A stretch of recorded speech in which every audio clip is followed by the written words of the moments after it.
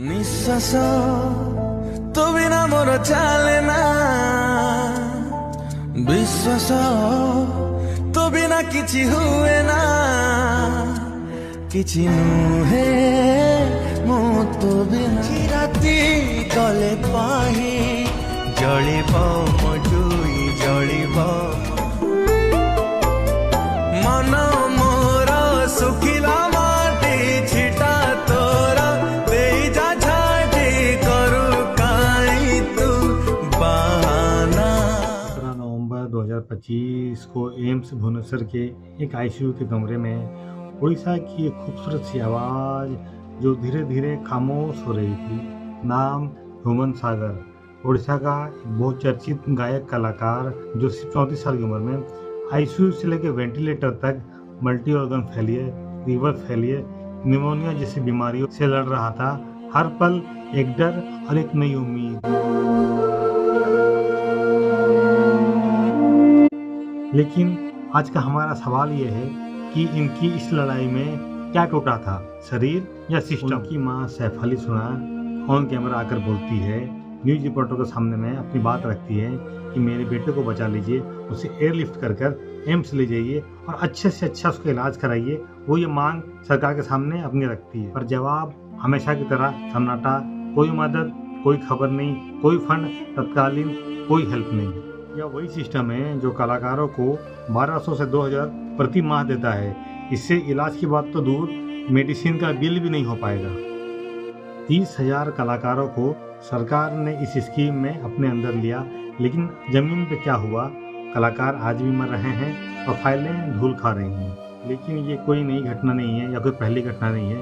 इस तरह से बहुत सारे कलाकारों ने पैसे की कमी की वजह से, इलाज की कमी की वजह से अपनी ज़िंदगी खो दी। उसमें से एक नाम, सबसे बड़ा नाम जो आता है, गौरव पटनायक। साल 2015 में ब्लड कैंसर की वजह से इनकी मृत्यु हो जाती है। ये 60 से ज़्यादा फिल्मों में अभिनय कर चुके थे। ये खुद भी एक सफल डायरेक्टर थे। इन्हें उड़ीसा का यश चोपड़ा बोला जाए तो कोई छोटी बात नहीं होगी। इसके बाद भी इन्हें अपने इलाज के लिए कलाकारों ने मिलकर इनके लिए चंदा किया।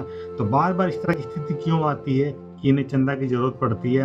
हमने बॉलीवुड में देखा है कि जो कलाकार बहुत समय तक काम भी नहीं करते हैं, तब भी वो उनका बैलेंस लेकर चलते रहते हैं। और हमारे यहाँ पे कंटिन्यू चलने वाले स्टार ह्यूमन सागर कोई पुराने स्टार नहीं थे। वो कंटिन्यू में मार्केट में थे, कंटिन्यू अपनी गाना को रिलीज करा रहे थे, गाना गा रहे थे। गौरव पटनायक भी कंटिन्यू अपनी फिल्म बना रहे थे। उसके बाद भी इनका ऐसा हाल क्यों होता है कि इन्हें इलाज के लिए सरकार की सहायता की जरूरत पड़ती है या फिर चंदा की जरूरत पड़ता है? एक समय था जब कलिंग व्यापार, संगीत और कला का केंद्र था।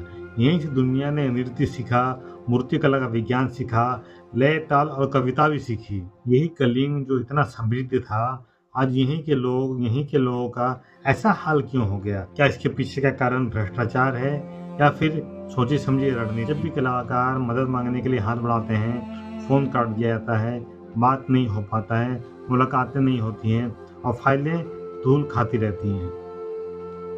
क्या ये सिर्फ लापरवाही है या फिर सरकारी व्यवस्था का सही से विमोचन नहीं किया गया है? हम जो उनकी हर कला पर ताली बजाते हैं, क्या कभी हम सोचते हैं कि उनकी ज़िंदगी कैसी गुजर? इस तरह की जब मौतें होती हैं तो सवाल उठता है कि उड़ीसा के कलाकारों का भविष्य अंधकार हो जाए। लेकिन ये अंत नहीं है, क्योंकि ये वही कलिंग है जिसे सम्राट अशोक ने बर्बाद कर दिया था।